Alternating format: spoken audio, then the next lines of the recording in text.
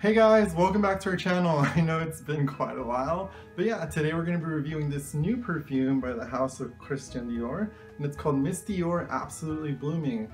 It's very pink this time around, but still has that cute aesthetic that it always has. Very iconic perfume, so we're going to get into it, okay? Mwah. The box is very similar again to the old boxes, but this time it comes with like a sleeve on it, so you just take this off. Yeah, it just has like this very basic kind of white on the front, and then just the bottle design right there in pink.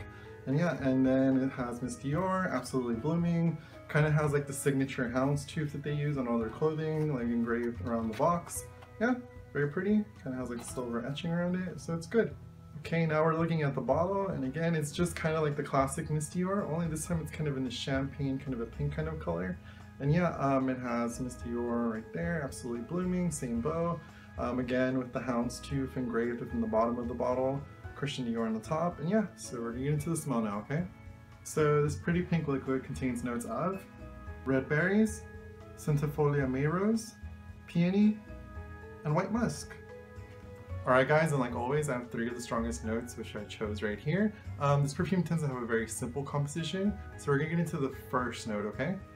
Alright guys, and surprisingly, the softest note within the perfume is actually the rose. I know that's really strange, but especially because it's pink and whatnot. But yeah, it kind of melds with the peony, kind of just gives it like this very light floral touch to it. It's not a strong rose, just think of it as a very powdery, light, very soft kind of a floral note to it. And yeah, you'll smell it in there, but you just really kind of have to try hard. But yeah, it has a floral touch to it. It's just not as strong as the other 2 notes. Next note we got is white musk, and yeah, it's a little bit dark, but I happen to acquire white musk. And yeah, this is where like the Miss Dior aspect kind of kicks in. It kind of gives that like that very Miss Dior kind of musky kind of smell that you smell in the original. It gives it like that very like push to the fragrance. I wouldn't say it's like strong like Miss Dior, but it just kind of has a very similar note to it. Like if you ever get to try the bottle side by side, you'll see what I mean by it. But yeah, the white musk kind of gives it like a cleaner kind of a tone. So just think of like the Miss Dior musk with like a little bit of squeaky cleanness inside of it. Last up we have the red berries. They don't really specify what kind of berries they are. Could be strawberries, could be raspberries, could be red currant. But yeah, the berries just kind of dominate this fragrance. It kind of gives it like this very sweet, very girly, very feminine kind of a tone to it. It just sugars it up. Kind of just gives it like this very plushness to it, slightly powdery. I know that's very strange, but once these all melt together, it kind of has that tone to it. But yeah, the berries kind of dominate this fragrance, so if you're like a really big fan of red berries and you like this kind of smell, then it's gonna be perfect for you. Alright guys, in terms of sillage, yeah, it doesn't project as far as the original Miss Dior. It's just kind of like a little bit aura-like, probably a little bit further, somewhere around here. And yeah, in terms of longevity, it'll last you the whole day. I know that's odd, it kind of has like a mediocre sillage, but longevity is very far. I've worn this at the beginning of the morning, and when I woke up at night, and when I woke up in the morning, the next morning, it was still on my skin, so has really long longevity, really good perfume. Time of day I can see this being worn, probably the afternoon. It's a little strong for the morning, it is a little soft for nighttime, so afternoon time would probably be the perfect time. Setting I would see it in, probably like a date, somewhere very flirtatious, somewhere where you're with someone, you're romantic with them. And yeah, in terms of whether it's masculine or feminine, it is extremely feminine, but it doesn't mean that boys can't wear it. If you want to wear it, just wear it. So the ad stars Natalie Portman. I believe she's been the face of this since 2011, so it's about 5-6 years. And yeah, it just kind of shows her within a room in Paris. Yeah, and it just kind of has like the Janis Joplin song playing in the background, Piece of My Heart.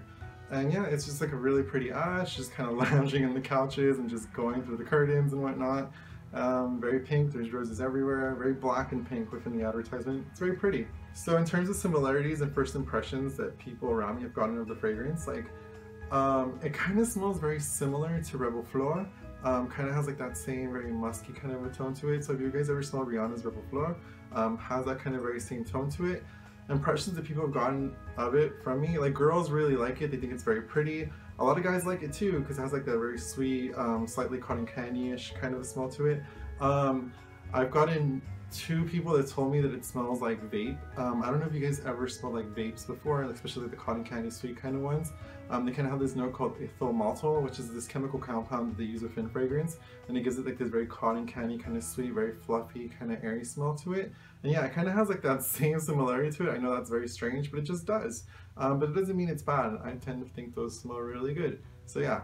Alright guys, send the review. If you guys are looking for something very berry-like, very sweet cotton candy-like with the Dior touch, and very feminine and pink, then this is for you. So get into Miss Dior Cherie. Not Miss Dior Cherie, that's actually the old one. So if you guys want to know about the Miss Dior Cherie line, how it changes throughout the years, I have a ton of bottles. But yeah, if you guys are looking for something very sweet and girly, then this is for you. Alright guys, I'm Andrew. Stay fresh, stay clean, smell good.